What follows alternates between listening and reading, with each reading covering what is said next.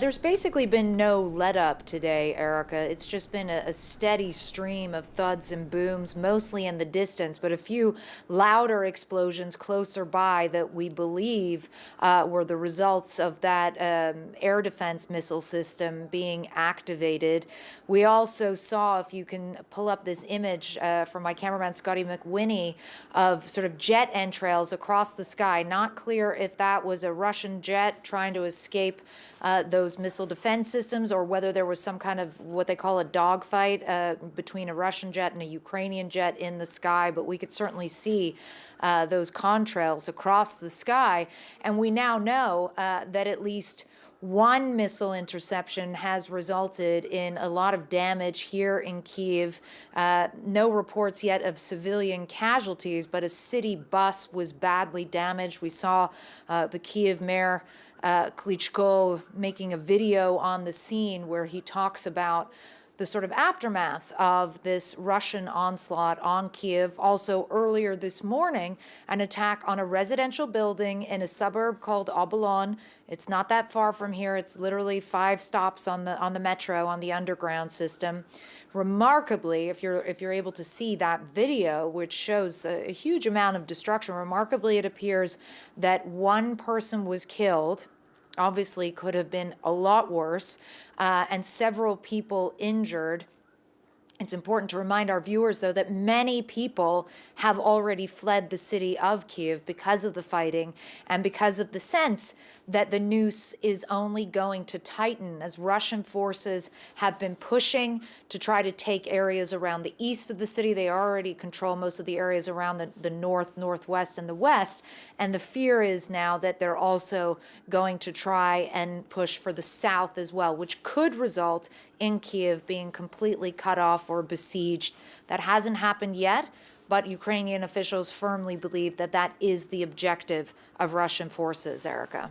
And as they run into resistance, we see them become even more ruthless in their attacks. That's a concern. CNN international correspondent Scott McLean, he is in Lviv in the west. Scott, the International Committee of the Red Cross is warning of a worst-case scenario for civilians trapped in Mariupol. This has seen some of the worst fighting and frankly, some of the highest death toll among civilians. Are civilians able to get out, and how many?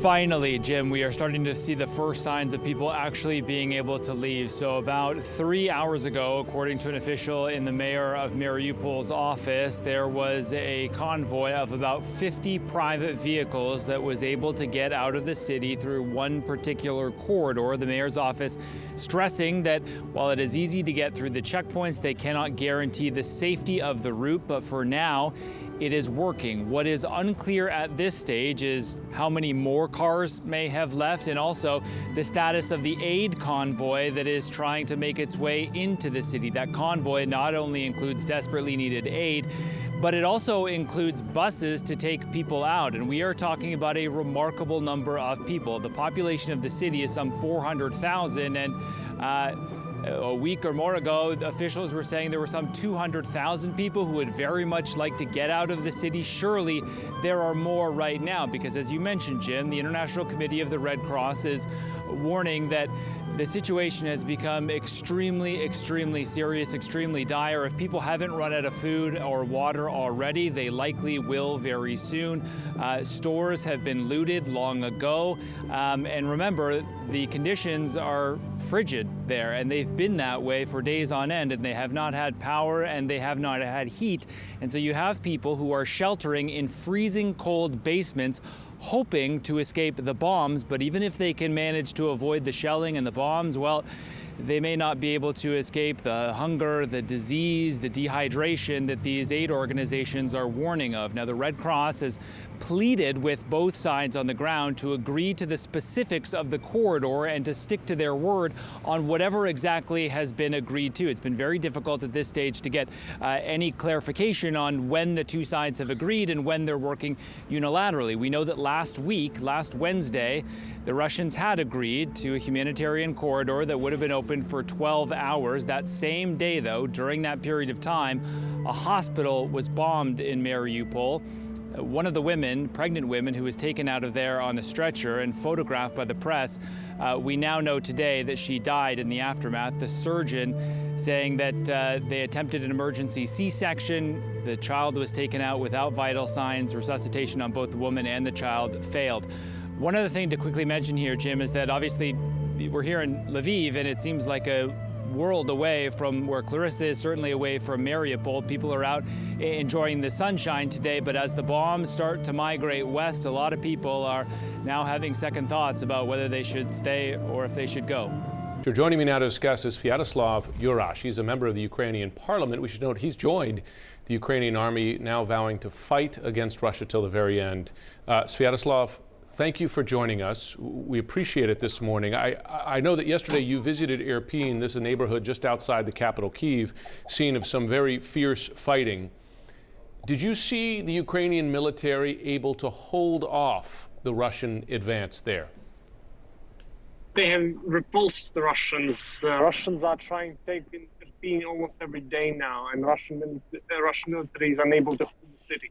The point here is our forces have been taking Irpin back time and time again, and that's why it's the place of an immense level of fighting happening right now. I'm right now in different town in Kyiv region, and basically fighting is raging all over Kyiv because Russians want to cut our supply lines badly, but they are unable to. They are unable to, so you're still seeing U.S. NATO weapons getting to Ukrainian forces? We are seeing supplies getting in. I can't verify exactly what weapons, how many. The reality is that at this moment, different people doing different things.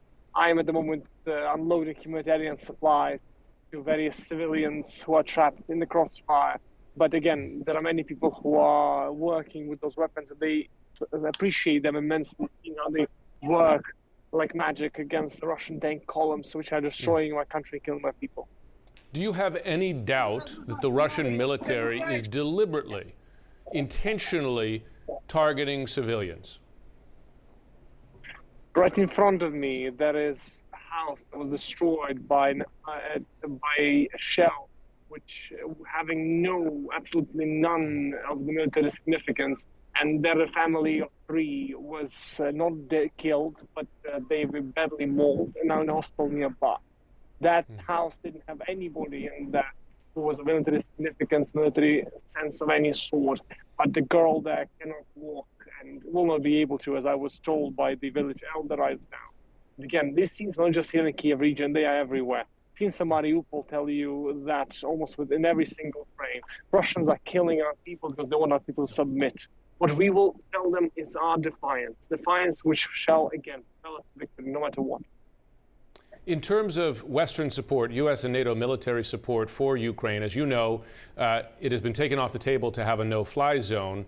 The MiGs from Poland now off the table as well. What I hear from U.S. military officials is that the real focus should be on air defense systems, perhaps more elaborate mobile defense systems that are there right now. Do you agree with that assessment, that that's the thing Ukraine needs most, or do you need more? We need so very much more. Again, we are fighting the second biggest military in the world.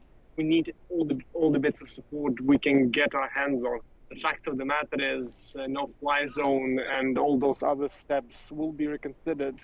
And as more of this imagery comes into the Western TV studios that will show them to Western audiences, they will realize what disaster Russia is right now perpetrating in Ukraine, what absolute criminal activity it is doing to our people. And your leaders will have to reconsider. And I hope they will do that sooner rather than later, because many more people will die as the result of that decision not to have a no-fly zone in Ukraine. Ukrainian and Russian officials are meeting periodically. They're meeting again today to discuss peace. Do you consider those talks real, good faith talks, or do you believe Russia is just playing a delay game here while it continues to advance? We have seen, as every single time Russians agreed to a humanitarian corridor, they broke that agreement and shelled civilians who are traveling out of the besieged cities. So we have seen Russians basically try and claim in those negotiations our capitulation. We shall not give it to them. So the point here is, again, as Russia understand, it will just seize Ukraine. It will get more down to earth in its claims to the peace process. But again, our president from the very beginning has stressed the point about peace and need for peace negotiations, which we were trying to hold for the past 8 years. Russia, instead of following up on that, has launched a full-scale invasion. So you see it yourself. Do you ever see Ukraine giving up, giving in to Russia's demands? We have generations and generations of Ukrainians who are fighting for our liberty against different aggressors, and in the end of the day, we had our independent state.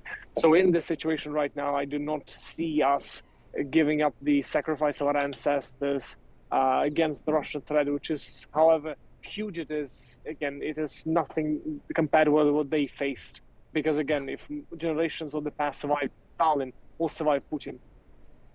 Sviatoslav, I know you're taking your own personal risks in this defense. We here at CNN, we wish you the best of luck in your own safety. Thank you very much.